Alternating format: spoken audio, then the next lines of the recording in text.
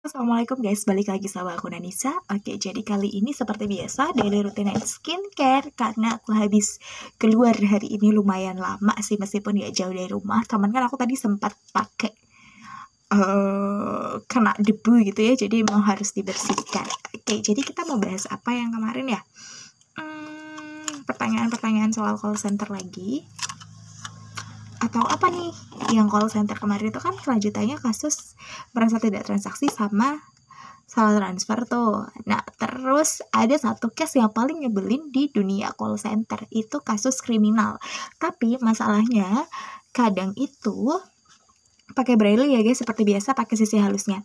Nggak semua call center perbankan mau menangani kasus kriminal. Dulu ya pas zamannya aku, kalau sekarang nggak tahu. Cuman kalau yang untuk yang aku kerja itu harus banget menangani kasus kriminalitasnya.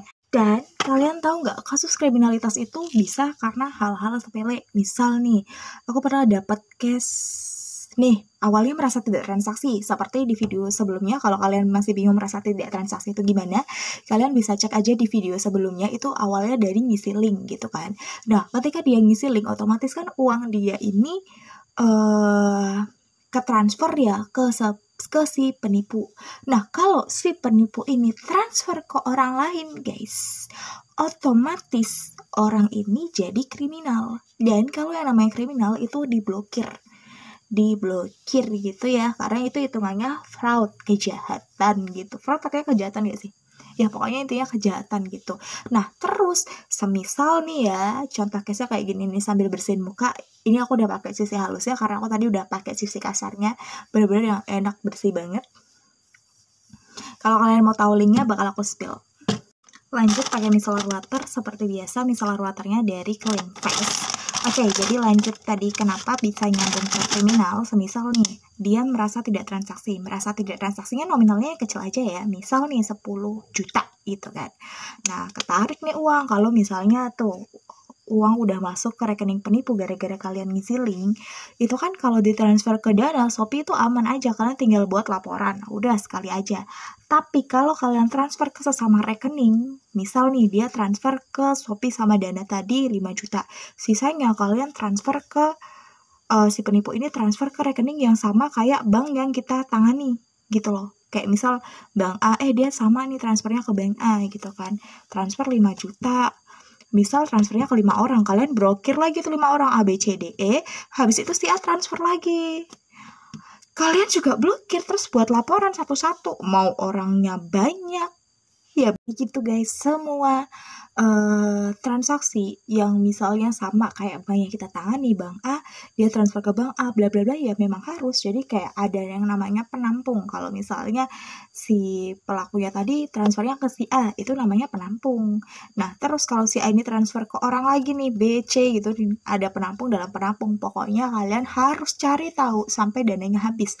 Beda kalau misalnya ketika si pelaku ini kirim ke A langsung tarik semua duitnya, kalian nggak perlu bikin laporan penampung bla bla itu, nggak usah, karena hitungannya uangnya udah habis. Dan kalau misalnya ada ketentuan juga sih sebenarnya, kalau dananya gimana aku lupa, itu kalian nggak harus buatin laporan, itu ada juga.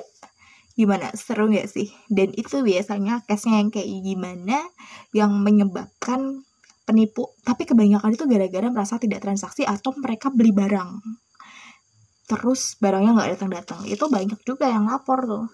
Mau relaksasi muka, aku biasanya pakai hair Boris yang olive oil, kita pijat-pijat. Nah kayak gitu guys. Dan case-case-nya itu kebanyakan barang, ya biasalah barang terus nggak nyampe, itu kan pasti dilaporin kan, kasus penipuan jelas.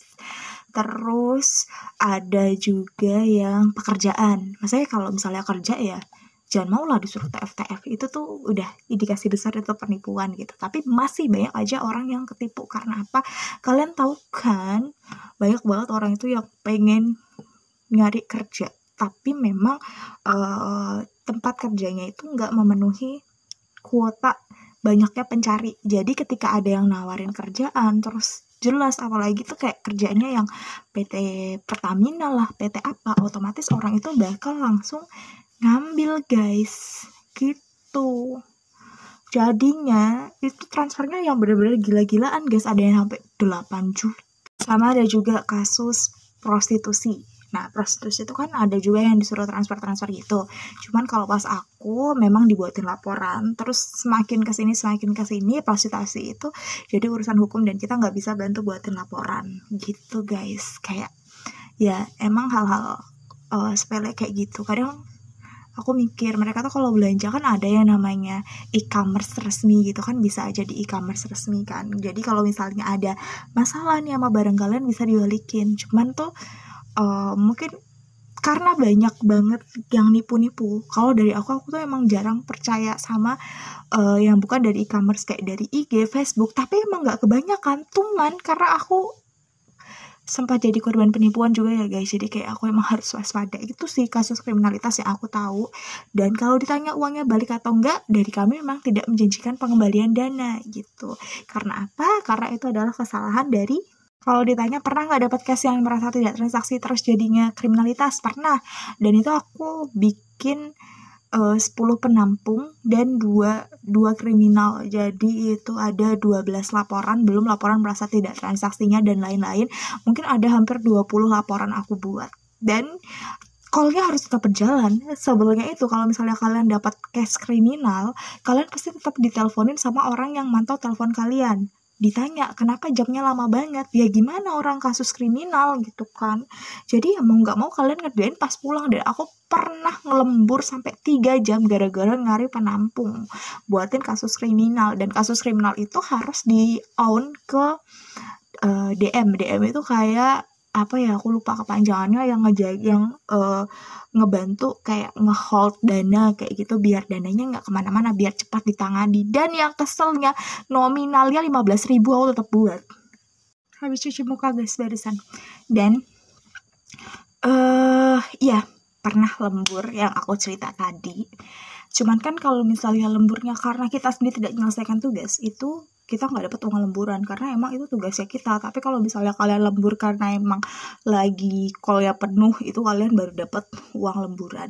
Dan gini, sebenarnya kalau di perbankan yang aku dulu, dana itu 10% atau berapa aku lupa. Tapi balik lagi tergantung TL kalian. Ada nih TL yang kayak misalnya mau dia transfer ke orang 5.000 pun 5.000 kalian harus buat laporan. Meskipun kayak orang kan biasanya kalau 5.000 doang ya udah ya ikhlasin aja, tapi kalian harus tetap buat. Karena apa ya nggak tahu, yang penting kalian tidak temuan gitu. Karena kalau misalnya kalian salah buat laporan terus temuan, udah siap-siap uang kalian kena potong guys.